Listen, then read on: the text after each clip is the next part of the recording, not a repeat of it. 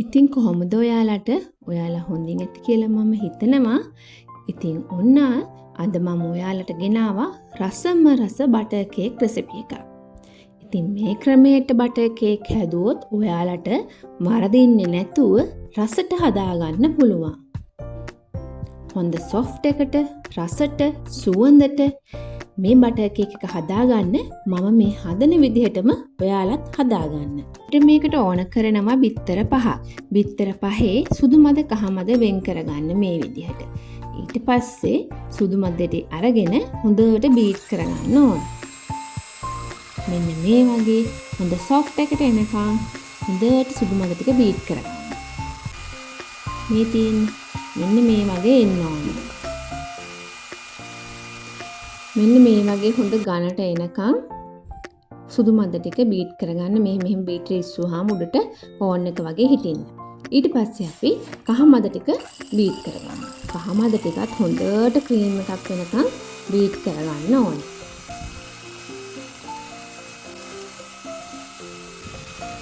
මේ තියෙන්නේ මෙන්න මේ වගේ හොඳ ක්‍රීම් එකක් වෙනකම් මේකත් බීට් කරගන්න. ඊට පස්සේ මම අද මේකට ගන්නේ ඇස්ට්‍රා. ඔයාලට බටර් උනත් ගන්න පුළුවන්. ෆ්‍රිජ් එකේ තියපු ගමන්ම ගන්න එපා. ඒතකොට අපිට මේක දිය කරගන්න අමාරුයි. ටිකක් එළියේ තියෙන ඇරලා ගන්න. ගොඩාක්ම දිය වෙන්න දෙන්නෙත් නැතුව මෙන්න මේ ප්‍රමාණයට අරගෙන අපි සීනි ටිකත් ඒකටම දාලා මුලින් අපි හැන්දෙන් මේක චුට්ටක් කවලම් කරගමු. නැත්තම් බීට් කරන්න අමාරු නිසා මේ වගේ චුට්ටක් කවලම් කරගමු සීනි ටිකයි ඇස්ට්‍රා ටිකයි. දැන් මේකත් හොඳට මේ විදිහට බීට් කරගන්න ඕන. මේ කහ පාට තද කහ පාට ගිහිල්ලා ලා පාටක් එනකම්ම මේක හොඳ ක්‍රීම් ගතියට එනකම් අපි බීට් කරගන්න ඕන. සීනිකට හොඳට දිය වෙන්න මේක විනාඩි 3-4ක්වත් හොඳට බීට් කරගන්න ඕන. මෙන්න මේ වගේ අර බලන්න තිබ්බ තද කහ පාට ගතිය ගිහිල්ලා දැන් ටික සුදු පාටට හැටලා තියෙනවා. මෙන්න මේ ප්‍රමාණයට එනකම් හොඳට ඔයාලත් බීට් කරගන්න.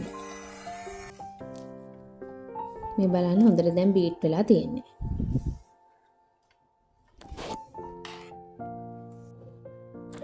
ඔන්න දැන් අපි බිත්තර කහ මද ටික එකතු කරගන්නයි හදන්නේ. බිත්තර කහ මද ටික ටික දාලා ආපහු මේක හොඳට බීට් කරගමු. කොහොම එකපාර දාන්න නැතුව ටික ටික දාන ගමන් මේක බීට් කරගන්න ඕනේ. මේ වගේ හොඳට බීට් කරගන්න. ඉතින් මම අද ටිකක් වෙනස් ක්‍රමයකට තමයි මේක කියලා දෙන්නේ. මේ ක්‍රමයට හැදුවාම හොඳම රසට කේක් එක අපිට හදා ගන්න පුළුවන්.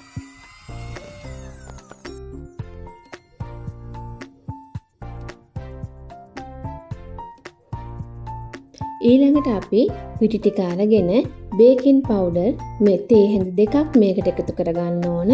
ඉතින් මේක එකතු කරගෙන හොඳට කවලම් කරගන්න හැන්දකින් දැන් මේ පිටි ටික දෙපාරක් ඔයාලා හලලා ගන්න.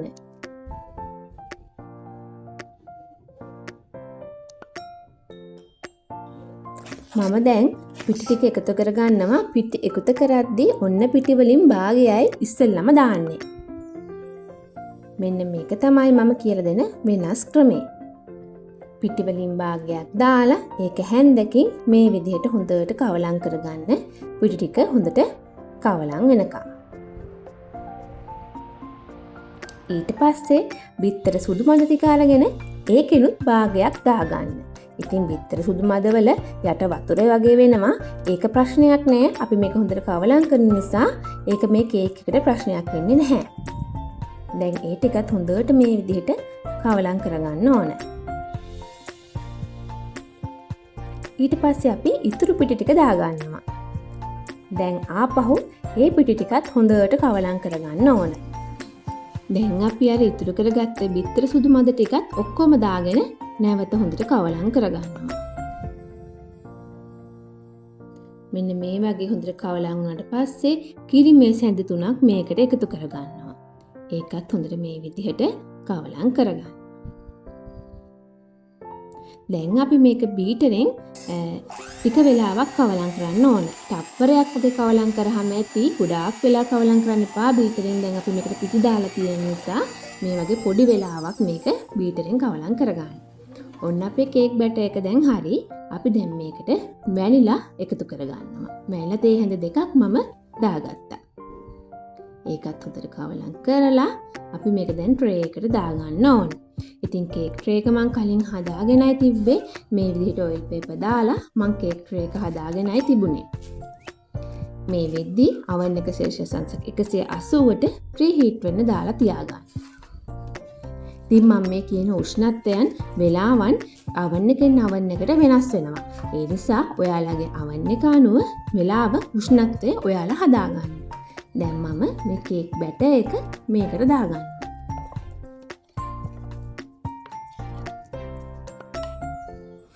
මේ විදිහට කේක් බැටර් එක දාලා මේක ටිකක් තට්ටු කරන්න ඕන. මේක ඇතුලේ වායු බුබුලු හිටියොත් කේක් එකේ හිඩැස් හිටින නිසා. මේ විදිහට මම තට්ටු කරගත්තා. මේ තියෙන දැන් අපේ කේක් එක. දැන් අපි මේක oven එකට දාගමු.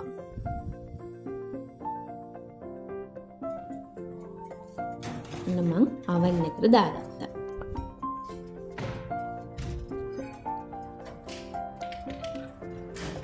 මේ තියෙන විනාඩි 40කට පස්සේ දැන් මගේ කේක් එක බේක් වෙලා තියෙන්නේ. පුදුම සුවඳක් තියෙන ළඟ ඉන්නකොට ඔන්න කේක් එක නිවුනට පස්සේ මම ගෙනාව කපන්න. මුලින්ම මම වටේට දාපු මේ ඔයිල් පේපර්ස් ටික අයින් කරගන්නවා. පරිස්සමට අයින් කරගන්න කේක් එක කැඩෙන්නේ නැති වෙන්න ඔයාලත්. මේකට අවශ්‍ය දේවල් පහතින් තියෙන ඩිස්ක්‍රිප්ෂන් එකෙන් ඔයාලට බලා ගන්න පුළුවන්. මේ බලන්න මේ කේක් එක හරිම සොෆ්ට් එකට තියෙනවා. ඒ වගේම හරිම රසයි. ඉතින් මම ඔයාලට මේක කපලා පෙන්නන්නම්.